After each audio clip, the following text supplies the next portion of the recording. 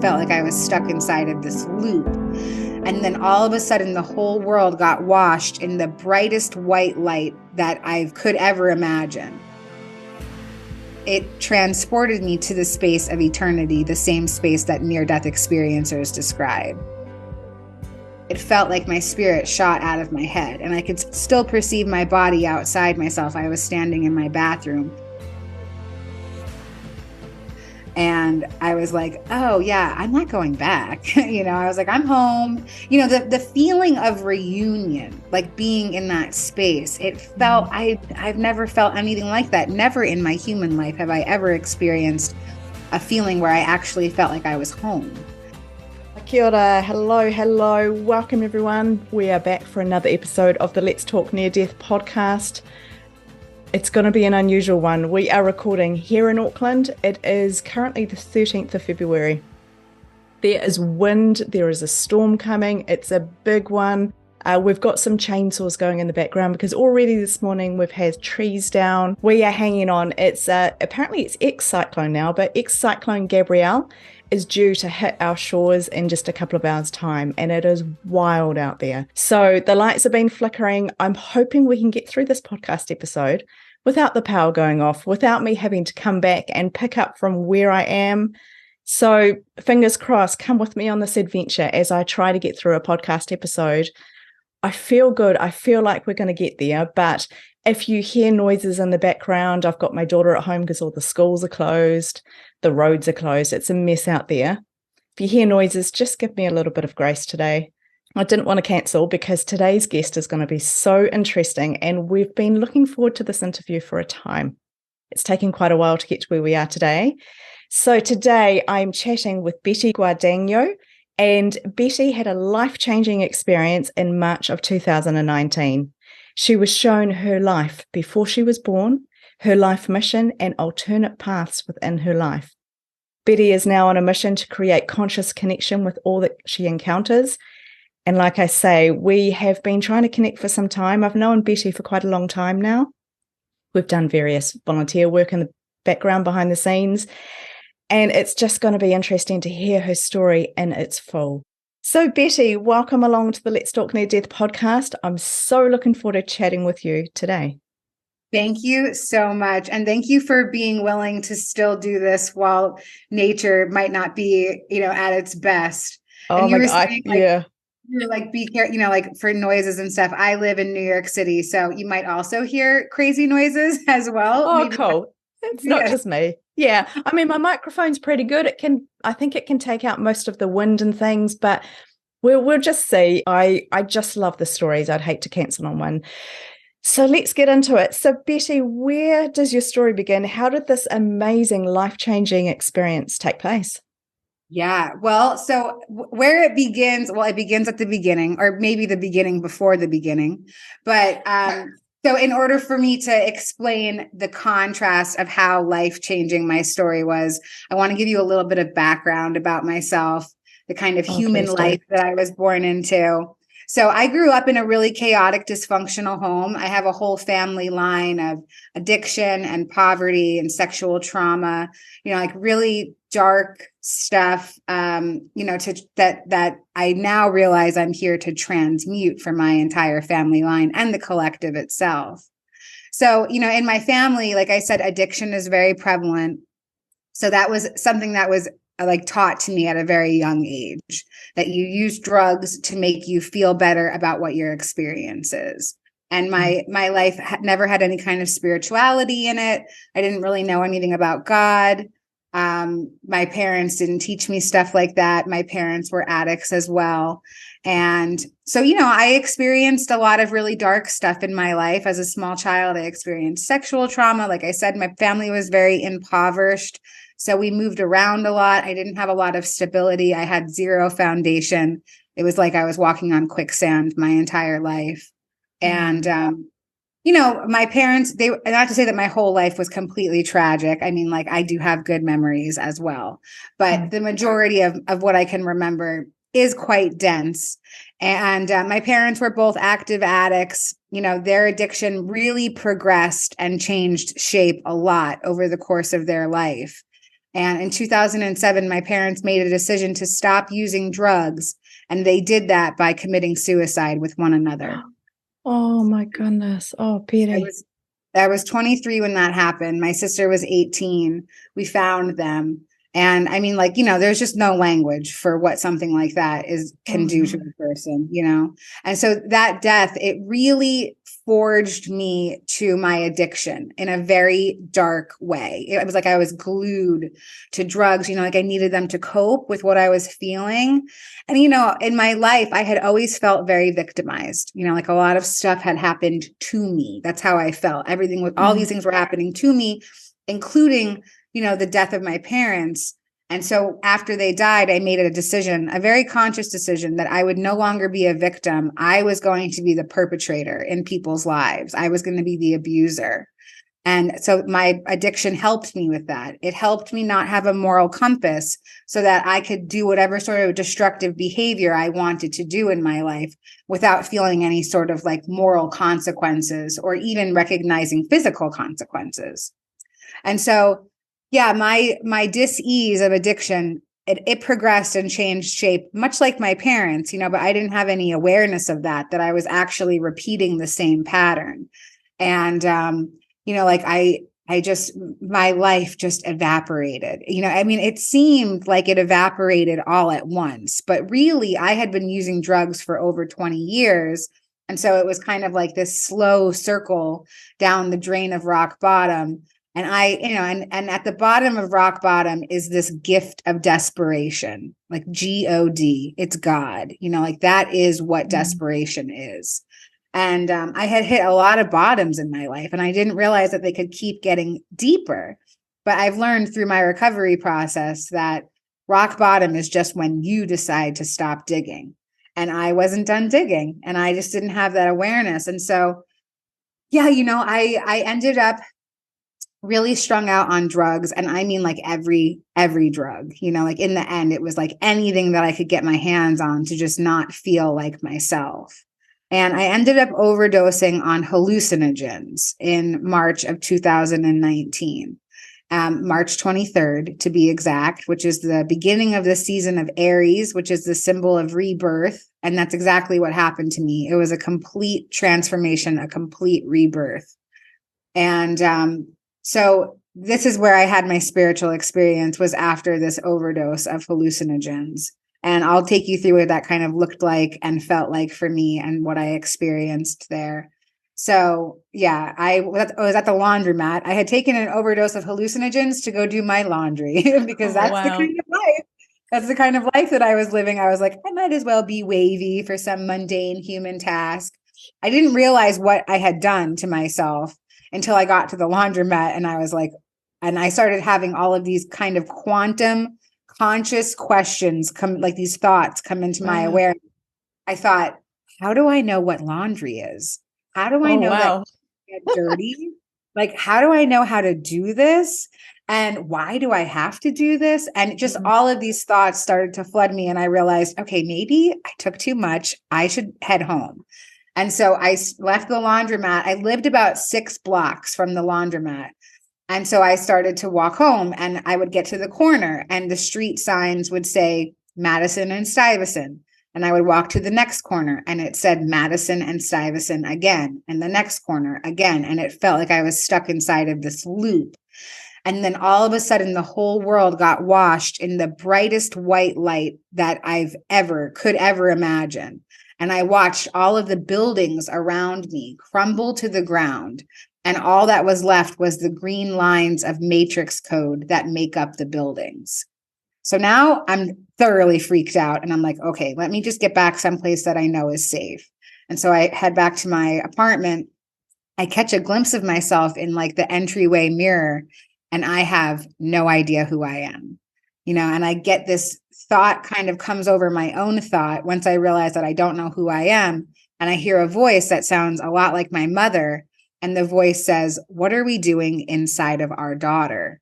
And then I heard a masculine voice come in who sounded like somebody that I had met a few months before, just like a random man that I had met in my life. But it transformed into every masculine voice that I've ever heard. And it just felt like this very familiar masculine energy. And so I felt like my father and my mother were kind of in my mind. And I was reminded of what we had done. And so I was reminded that we had committed suicide. And the way that it downloaded the way that it was downloaded to me in that moment was I saw the scene of my parents, my human parents' physical suicide. And they correlated it to me as my eternal parents' spiritual suicide. So they showed me Adam and Eve in the garden committing spiritual suicide, going from spirit and falling into human form. And so they told me that was why I had that situation happen in my life, was so that I could link these two things together later. And I was like, okay, isn't there like an easier way to learn that lesson? Couldn't I have read a book? Did I actually have to physically experience that? So a lot was going on in my awareness. I was just going with it because I had no idea what was going on. I just thought that I was like tripping. I thought that I was on this very intense psychedelic adventure. And I was like, okay, it's not going to last forever. Let's just go with it. And, it became really obvious to me that this wasn't something that I had ever experienced before. I'm sure it's something that I'll never experience again. But it started to really take place in my body. And today I have some language for it. What I experienced was a Kundalini awakening. And it transported me to the space of eternity, the same space that near-death experiencers describe. So, I didn't have any language for any of this until I heard people share their near-death experiences. And I went, oh my goodness, that's what happened to me. But I didn't physically die. So I had this experience where I was started to get transported to heaven, to eternity. And it was taking place in my physical body. What was happening was I had this rush of energy going up and down me. So Kundalini energy is described as life force energy. In the Western world, we call it receiving the Holy Spirit. Some people do. And so there was this strong rush of energy going up and down all of my chakra systems, and it was blasting all of them open. Now, these were energy centers that had never been activated before. And so as my third eye and my crown opened, it felt like my spirit shot out of my head, and I could still perceive my body outside myself. I was standing in my bathroom. In fact, the rush of energy that was going up and down my body was causing me to pee all over myself. So half of my awakening was spent on the toilet. So I ended up in the space of eternity, and I was guided there, like I said, by this masculine voice who I perceive was, every masculine energy that I've ever encountered. And as I entered this space, I was downloaded with, everything, like the whole fabric of creation was downloaded into my mind, and it was rushing by me so quickly. It was so hard for me to even grab anything of what was happening. But a couple of messages were very loud and clear, and they've stuck with me to this day. I saw my place as the divine feminine energy in every pantheon, every mythological family. I was shown that there's the divine masculine and divine feminine energy, and I was shown my place. And so I was thinking that it was just me. I was like, oh my God, I'm Eve from the garden. I destroyed creation. I'm responsible for all of this. And I didn't really understand anything of what was being told to me until I integrated my experience. Thank goodness for that. But at the time, it just felt like so important, and it felt so urgent. Like this was information that was necessary for this moment, and I needed to know it so that I could share it. So as I was taken through more of my experience, I was shown that I am a spiritual soldier sent to Earth on a mission. And they told me that the first part of my life was boot camp, and the second part of my life was going to be carrying out the mission. And I was like, oh yeah, I'm not going back. I was like, I'm home. The feeling of reunion, like being in that space, it felt, I've never felt anything like that. Never in my human life have I ever experienced a feeling where I actually felt like I was home. And in this space, I was truly home and understood. And that was it. And, they said, well, you have to go back. And I said, no way, not me. I'm not going. And they showed me the moment that I picked this mission. And so they showed me this scene. It looked like a spaceship. It actually looked like the Gravitron ride. I'm not sure if they have that out there for you guys. Yeah, we have those. Yeah. Okay, yeah. So that's I'm too scared to go on it. it looked exactly like that. It looked like this kind of like spaceship, and on the Gravitron, it spins really fast so that you can throw yourself against the wall with no gravity. It felt like I came out of the side of one of the walls. And I was standing in this ship with what felt like hundreds of thousands of other souls. And there was sort of this commander, like this Christ consciousness, this Krishna consciousness, like whatever, source, unity consciousness. Like there was something that was the commander of like all of these spirits. And we were all gearing up to go down to earth. And, so I'm seeing this scene and I'm still talking with, these people that are guiding me through this experience. And I'm like, well, look at all these other soldiers you have. You don't need me. Like, I don't have to go back. You have all of these other people down there doing the work. Mm-hmm. And they said, well, listen, and let us take you through your pre-birth plan so that you can see why you have to go back. So they took me through my pre-birth planning while I was there. And I perceived it like a video game. And I was taken through this virtual sort of grocery store with a man leading me. He was wearing a plaid blazer and a fedora. And we went through this store and he said, pick your life. And as I could see myself as like this orb, as this spirit. And I was like, all right, we're going to earth. Let's go. And I just start grabbing all of these things that resemble cereal boxes off of these shelves. And I'm throwing them in this grocery cart. And I'm like, okay, I'm going to experience this and that. And oh yeah, we got to get that and this. And, like I said, I had experienced a lot of adversity in my life. And I had also experienced me being an abuser in many people's storylines. And I saw the moment when I, as a soul, picked the experience. And then I saw the moment when the other soul and I came together in contract to make this decision to play these parts for each other on earth. And, there were just some things I couldn't wrap my head around it. I was like, there's no way that I would have picked that. Like that was not part of the plan. And then I was shown the moment that I picked it to be part of this story. And, a lot of the reasons why I chose what I chose in my life was to truly, transmute darkness to light and to have this very deep, dark contrast in my life so that when I came into awareness and into the light, I could truly appreciate it and like really have that desire to never go back and to heal everything that I needed to heal. So I'm shown my pre-birth planning. I'm taken through this whole thing and I still refused. I was like, okay, I understand that I have a mission, that I chose it. I hear you. I appreciate you, but I am going to go grab my pajamas and a bowl of popcorn. I'm going to watch the show from up here. I'm not interested in going back. I transformed into a small child. I was banging my hands and my feet on the ground. You can't make me go back. I won't go back. Please, please, please. And they said, okay, listen, you don't have to go back into her. But you do have to go back because you're here for the ascension. You're here for a transformation of consciousness. You signed up for this and we need you to continue out your mission to transmute these energies because it's all for the collective. And so they showed me the baby that I would be born into.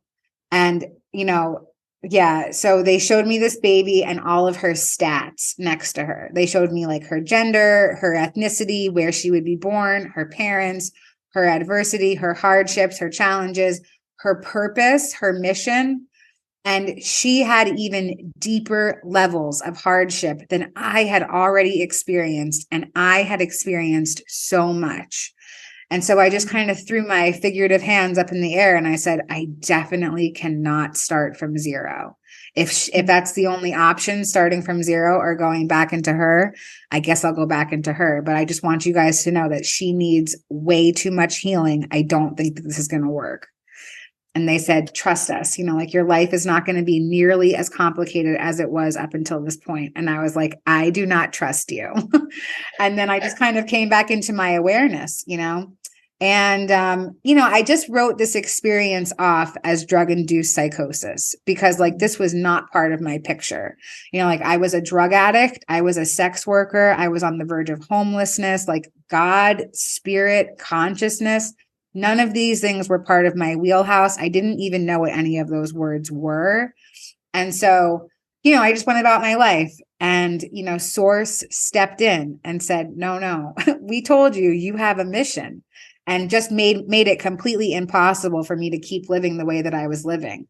And so all of these divine synchronicities started to take place. Like all the drug dealers that I had been dealing with for over a decade, all simultaneously decided to change their lives and stop selling drugs. Like people that did not know each other. I'd call up a dealer. I'd be like, hey, what's up? He'd be like, listen, I found Jesus. I want to be a good father. I'm not going to do this to my family anymore. And I'm like, okay, that's weird. Bye. Click, call up another one. Literally the same story, but like these people don't know each other.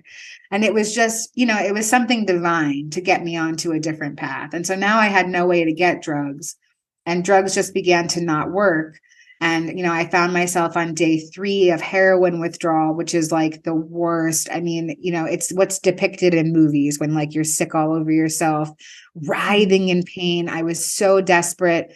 I had a thought that like I couldn't even kill myself if I wanted to, because I was so sick that I couldn't even get up out of bed to kill myself. And I heard a voice, and it told me that I could request what I wanted fixed.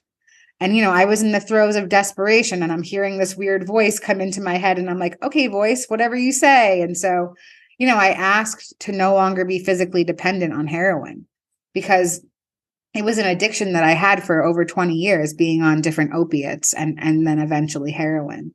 And yeah, I experienced a spontaneous healing, and it was just like the most divine, beautiful, like white light, just, hot tingles. And it was lifted off of me.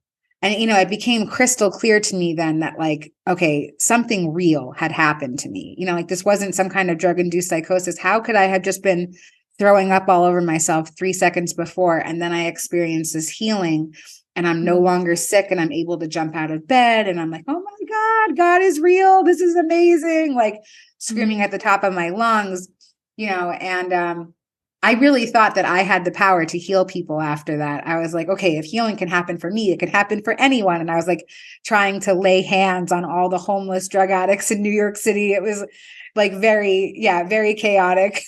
So, after this experience, I found myself, I was very confused, but I knew that something divine had happened, and I felt a very strong urge to share the news. Like I kept hearing, share the good news, share the good news. And, like I did that in ways that were just so crazy. I went on the New York City subway system. I started sermonizing. I was like screaming in subway cars that like Jesus is returning, and, like God is real, and McDonald's is poison, and don't listen to Big Farm. And it was just like so chaotic, and it was so crazy. But that's what it all felt like. It felt like this huge tidal wave of information and grace. And so, but I hadn't integrated any of it. It was all just like stuck on my being, and I hadn't actually filtered any of it into me yet. So I found myself sitting on a train.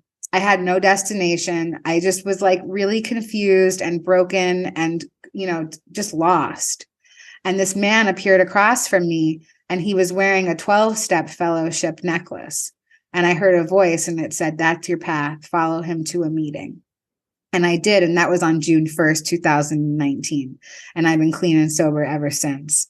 And, like I found myself going to meetings over the next couple of days, because this is what my intuition told me to do. And I knew that this was going to be part of my journey, was that I had to let go of drugs. And not only did I have to let go of drugs, but I had to heal my addiction. My addiction has so many different facets to it. It's not just drugs. It's lots of different stuff. Like this is the shadow version of me. And I lived as the shadow version of me for most of my life. And so I had to grieve her. I had to integrate her. I had to heal her. And so that all took place in a long-term treatment facility. I found myself in a meeting of like 70 people, this big, huge meeting. And I happened to be sitting right next to the program director of a long-term rehab. I mean, out of 70 people, I happened to be sitting right next to her. And it was another divine sign, And so I knew that I had to ask her for help. And this was like my moment of like meeting the mentor, like in the hero's journey, and I knew I had to ask her for help, and I didn't know how to do that. And so I was like psyching myself up the whole time. And I'm like, come on, you can do this. Like, like fists, like, punching the air. I'm like, come on. So the meeting ends and I go to walk over to her and she was gone. She left early. And I was like so defeated. I was hanging my head and I was walking to the bus to go home. And when I stepped onto the bus, she was sitting right there. I left she left the meeting early and was somehow on the exact same bus as me. And I just knew that it was a divine sign. I ran up to her totally manic. I was like, oh my God, you're an angel. You're sent to earth. This is totally divine. I wanted to talk to you in there, but you weren't there. Now here you are. Oh my goodness. I think that you're supposed to help me. Can you help me? And she said, yeah, we can help you. We have a bed. Come by tomorrow. And I went there the very next day with just the clothes on my back. I didn't take anything. I didn't have anything to take. I hadn't paid my rent in 2 years because drugs and alcohol were just more important than like taking care of responsibilities. I was about to lose my apartment. And I just knew that the universe would provide whatever I needed for me. So I went into a long-term treatment facility. That's where I integrated my spiritual experience.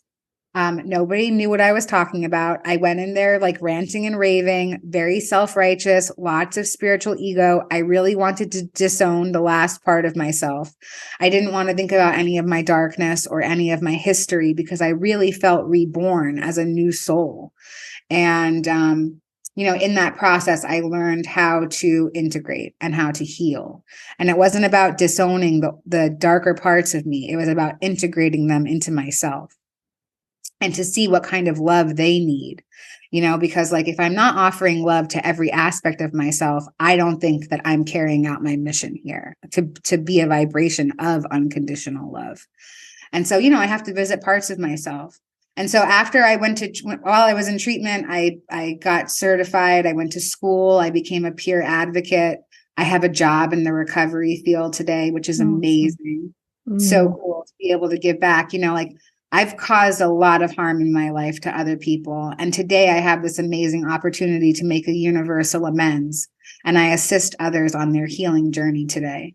And it's more than I ever could have thought for myself. And I'm so grateful that the universe saw fit to put me in the position that I'm in. And, I knew that I needed to find my people. After my experience, I was so connected to the non-physical. I had like all these best friends, but none of them were people. None of them were human, Yeah. So, I had like so many people like all of these spirits to talk to and guide me in all these different ways, but none of them were physical. And I prayed and I set intention when I left treatment. And I said, it would be really great if you guys could manifest into physical people for me so that I cannot feel so alone here. And as soon as I left treatment, I found all of the communities that I'm a part of today. I study A Course in Miracles. That's one of the spiritual tools that I use on my journey. I have a Course in Miracles study group that I go to. I belong to 12-Step Fellowship. The 12 Steps is a spiritual program, so I'm very immersed in that as well. And I study the Baha'i faith. That's I love their scripture so much. It resonates very, very deeply for me. And I have a beautiful Baha'i community. And I belong to a group for near-death experiencers and spiritual experiencers on the IANS platform. And I do service for Spiritual Awakenings International now as well for their sharing circles. And, like my life is immersed in spiritual community. I never experienced going into a spiritual closet. I always felt very called to be loud and vocal about what had happened to me and to find my people because it felt like so important and so urgent that there was something that was happening, in the near future that I needed to connect with these other beings. And I have such an amazing community in my life today. My life before spiritual awareness and spiritual awakening was darkness and depravity. And if transformation is possible for me, it's literally possible for anybody. I mean, like there are just no words in the human language to describe to you what kind of depraved animal I was before my experience, but it's not the person that's sitting here today. And I'm just so grateful that this was part of my pre-birth plan as well, was this awakening process. It didn't have to happen the way that it did. It was planned to happen many different ways, but I just kept taking left turns and just not staying on course. And so this was how it ended up happening for me. But I'm grateful that I've come into awareness. It happened exactly when it was supposed to. And I've been able to connect with so many amazing people. And just my whole life is just so different and so filled up. And I'm so appreciative of you creating this space for people to come and share their experiences and being so present while I shared mine. Thank you so much for letting me share. Oh, it's been absolutely amazing. Thank you, Betty. Wow, so much going on. I loved the picture that you painted. I'm quite a visual. Actually, I see quite a lot of things. They're in cartoon. That's just who I am. When you're talking, I'm visualizing nearly everything that you're saying. You created this beautiful picture of what I had in my head was like a little shopping supermarket. You've got your cart, your trolley, whatever you want to call it. We call them trolleys over here. And you're going along, and you said it was like cereal boxes, just picking off this experience, and I'll have that one, and I'll try that one, and filling up your life cart, your life trolley, and then going and having these experiences. So you're talking about pre-birth planning, and I love this topic. I would like to know a lot more about this topic. It comes up quite a bit where people either remember their life before they were born, or they remember choosing their parents or choosing aspects. So you're talking about choosing all these things in your life. I can't remember whether you said you actually chose this spiritual awakening experience. Was that one of the boxes that you got off and put into your life card? Yes. This awakening? Yes. But like I said, it wasn't necessarily planned the way that I planned it. So like for me with pre-birth planning, like there's bullet points in our lives. How we get to those bullet points, that's where our free will, in quotations, because I'm not really sure how I feel about free will, but that's where our free will comes into play. So my spiritual awakening was originally planned to be much sooner in my life, but I chose to keep using drugs and staying on that course because I just couldn't get in the window. And so in the end, it was actually drugs that triggered the spiritual awakening for me, because that's where I was in my life. Yeah. Okay. That's great. Because then I was thinking, you've got your life, you've got all these little experiences in your trolley, in your cart. How much choice do you think we have about, well, for starters, I was thinking of the cereal boxes. I was thinking, do we get to choose the variety? Do we get to choose the size? So I'll just have a little experience of this, but I want to get the jumbo family pack of this other experience. How much do we input into that? How much control can we have over this? And I'm aware it's before we're here in our physical body. But then my next part was, do we get to choose when we have it? So I'm going back to the cereal example. Do we get to choose? I've got the giant family pack of, I don't know. We've got a real common one over here called Wheat Bix. I don't think you have it there, but it's a staple New Zealand breakfast food. Can we sit down and go, I'll have Wheat Bix when I'm 5, but I'm going to have like 10 little wheat brick biscuits when I'm 27 years old, and that's going to signify a really significant experience. Do we have the choice to take little bits here and there through our life, or are they one thing? I was thinking about all the boxes when we get home. Can we arrange them in our pantry in any certain way? Have you got any thoughts around how much we can control this? Because you talked about free will. You said you didn't really know how you felt about free will. Yeah, well, yeah, I do have some theories around it, and just some downloads from my own experience. I was also downloaded with the fact that we live in a multiverse. So if we did have, let's say, like as a spirit, I had a specific timeline put in place for how I wanted this life to look.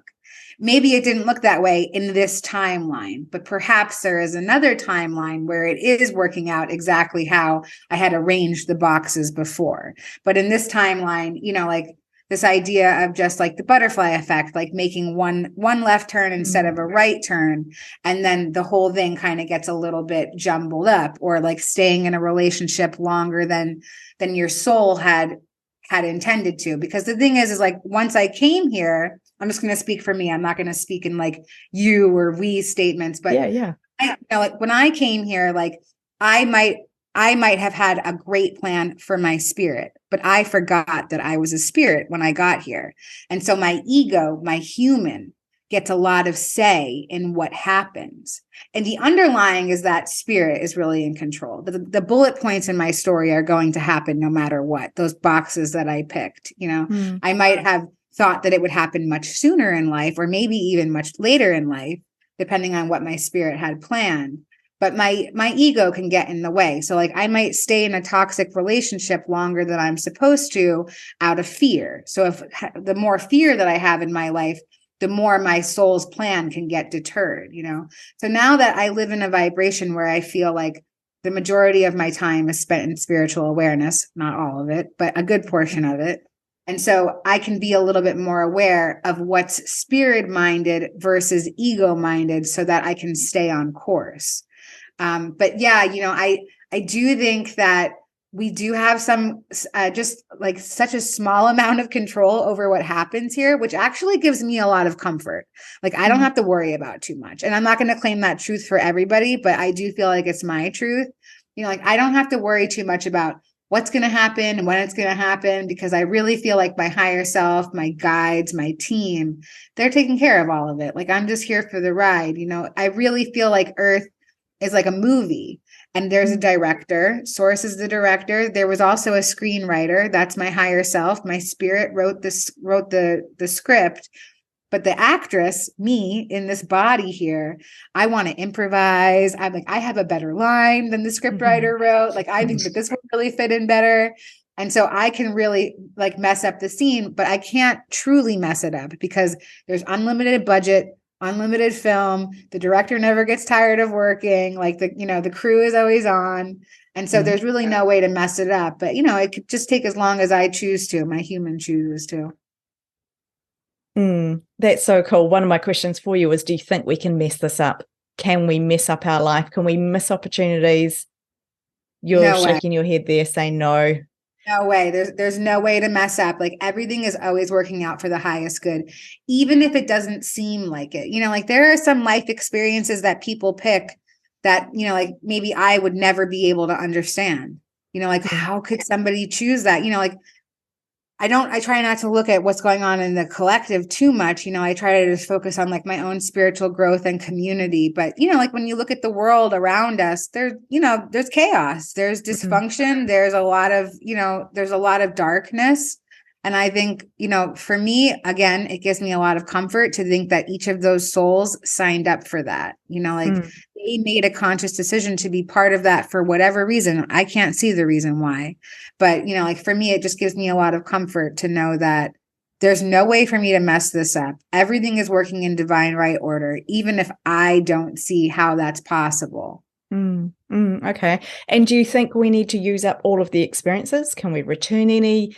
Is it like you can't leave this world? We can't die until we have used up every cereal box that we've put in our cart? I think that if you don't get to experience the things that you signed up to experience, you have to come back and complete the lesson. So it's kind of like going to college or university and signing up for a particular major. You need to take certain classes in order to complete your major. And so you can just be like a fifth year senior, which means that you just have to come back if you don't actually complete by the time that you're done. And, you know, there's a lot of things in the world that distract me from coming on to my soul mission, right? Like I said, I've experienced a lot of stuff with addiction, not just drug addiction, food addiction, binge watching TV, codependency, like all of these different aspects of the shadow. And all of those things distract me from stepping onto my soul's mission and purpose, which is, you know, to be a light, you know, like that's what my purpose is here is to shine and to listen and to hold space and to create conscious community. I can't do any of those things if I'm weighed down in my ego and distraction. And so, yeah, for me, I know that if I don't want to come back here, I'm sure I say that every I hear time. this all the time. Like everyone says this, I'm not coming back here. This is my last time. Right. Well, you know, I really do believe that we are in the middle of a big shift. I really do feel totally. like the awakening is well underway. I don't think that I would have been awoken had it not been something that's happening collectively. Because like I said, it's just not part of my picture. And so I don't really think that any of us will be back here, you know, like in this version of Earth anyway. But I still stand by it just so that they hear me. Like, I do not want to do this again. So I'm trying to make sure that I complete all of the lessons that I signed up for in this lifetime. You know, like I wouldn't have picked all of them if I couldn't accomplish it. I mean, like my script writer is like, it's a Spanish novella, you know, like it's the soap opera, like from outer space, you know? Yeah. So just trying to like stick with the plan and make sure that I get through my experience. Oh, there's so much available though, isn't there? I'm always like, let's just squeeze the juice out of life. Let's go and try things and have fun and embrace this physical experience. Aware that we are spiritual and that we are, consciously embrace it. So it's not about just going and having every experience out there for the sake of it. But I love what you're saying of you want to really embrace all these lessons, all these things that you've chosen for this lifetime. Are there things which you know that you've chosen? Like I'm thinking about everyday people. We are everyday people, us experiences. And, I don't think there's any difference there in category. But what I'm saying is if we don't potentially know what we've chosen, if we don't understand the mission for our life or the purpose for our life or have the memory of what we might have put in our shopping trolley, how do you think we can tap into that? How do we make sure that we are squeezing the juice out of this life, spiritually and physically? Well, for me, I think just knowledge was such a huge part of it. Like, and I didn't really understand what my purpose was in the beginning. Like I said, I thought that it was to go out and evangelize on the New York City subway system.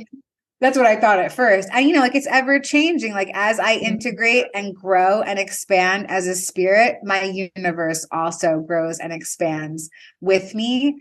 So, like my purpose is my passion, right? That's where my purpose lies. If I'm ever, if anybody's questioning what their purpose is, what are you passionate about? Well, I don't know. How do I find out what I'm passionate about? What's something that you could talk about for hours and never get tired of? That is where your purpose and your passion lie in whatever that is. And if you don't know what it is, guess what? That's awesome. Total clean slate. You get to try everything until you figure out what it is, and that can seem like overwhelming, but you just have to do one thing at a time. So for me, my passion is having conscious conversations. Oh my goodness. I love authentically, vulnerably connecting with other human beings and really getting into like deep conversations, And so I know that for me, my purpose lies there. I'm also very passionate about recovery. Like if I can recover from addiction, anybody can. And so that's a part of my purpose as well, is helping people recover, whether it's just holding space and listening, offering resources or whatever the universe feels, like fit to put me in that day, so I think that there's no way to mess this up. Right. And if you're unaware of what your purpose is, I would say, try to, find your passion. When you find your passion, your purpose is going to feel like so aligned. You're not ever going to question it. Like you're not going to get a letter in the mail from God saying like, hey, this is what your mission is. By the way, it's really up to you. And the pre-birth plan is not maybe as rigid as it sounds, like it can ebb and flow as well. But, like there is definitely markers put in place.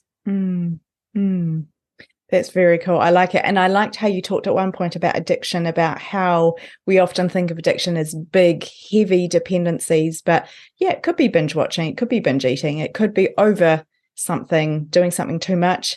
It can be anything. And we've all got them. We've all got things that we sort of struggle with, I suppose.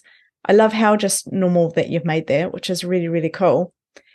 Have you thought much at all about what your life would have been like? You mentioned that you could have gone back and started again in a new body and it was hard and you saw this girl's life and you said, no, thanks, I'll just go back into the body that I was in. Have you thought much about what that life would have been like? I just got covered. My whole body just went in chills when you said that. I mean, like that baby is living, like I'm sure of it, like some other soul stepped into that baby's life, but like I don't really think about it too much, actually. Like you're the first person that's ever even brought that into my awareness. So thank you for that. I want to send love and compassion to that soldier soul that took that mission. But like I feel like those of us who are here for this particular time, for this awakening, have stepped into lives that are complicated. Because like I said, it's to transmute deep, dark, collective energy, just the collective energy that's been going on since creation, to come in and transmute some of that. and bring awareness to it. And thank you for the compliment, because that was a compliment about sort of normalizing recovery from all different kinds of things. Like there's even, people get addicted to positivity or things I know.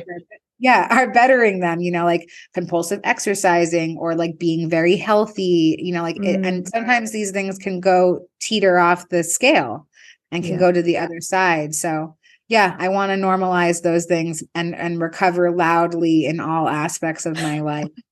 I love that. Recover loudly. That's so cool. Getting on the subway and you're so passionate about your message. You're talking about Jesus. You're talking about everything that you feel was just really, really important to the world to hear at that point. Did you go to a church or were you involved in any kind of? Yeah. So, when I first had my experience, my mind, because of the generation that I grew up in and the location that I grew up in, when I got to heaven, like I perceived Jesus just because that's where I grew up. I also saw, like I said, every pantheon. So I saw Shiva and Shakti, Jesus and Magdalene, Adam and Eve, Isis and Osiris. From every form of mythology, I saw the same storyline play out. Now, like, in the Western world, obviously Jesus is somebody that is like this. Jesus is the most famous person ever, right? So as far as like the idea of Christ consciousness, higher consciousness, at first I didn't have integration around it. So I just thought like, okay, I'm supposed to be a born again Christian. I feel born again and I would like, I want to worship Jesus. And so I found myself trying to find my faith. And I went to like a Black Baptist church. That was where I started my introduction into faith. Mainly because like it didn't feel right to do something that wasn't excited about God, and I felt like going to a Black church where people are singing and dancing and screaming and praising felt more like me. I didn't see anybody that looked like me there, but they welcomed me and they loved me. And it was so cool to sing and dance and learn the songs. And I didn't end up staying there as I continued to do research. And I continued to read every sacred text. And, like the Muslim faith really spoke to me too. And I thought like, am I supposed to do that? And then like all of these different faiths really started speaking to me. And I realized that it was about developing my own spirituality. I didn't have to go into anybody else's bubble of religion or a faith. I could design my own and I could worship in my own way. And so for me, what I've done to develop my own spirituality is I've cherry picked things out of each faith and sacred text that I really resonate with. And I've designed my own spirituality around it. I also throw like some of the science fiction stuff in there. I perceive that I'm a starseed from the constellation of Orion. I'm a light worker. All of these things are tools that help me integrate my experience and make it okay for me to be a human on Earth at this time. Because it's a really interesting time, isn't it? I mean, we've got stuff going on everywhere, all left, right, and center. We've got physical things, political things. Right now, we've got environmental things right outside the window. Yeah, gosh, it's so good. Thank you, Betty. Do you feel like you have one overriding message, one thing that you brought back from your experience that you just really, really want to share with people? Yeah, I really love this Wayne Dyer quote. It's when I believe it, I'll see it.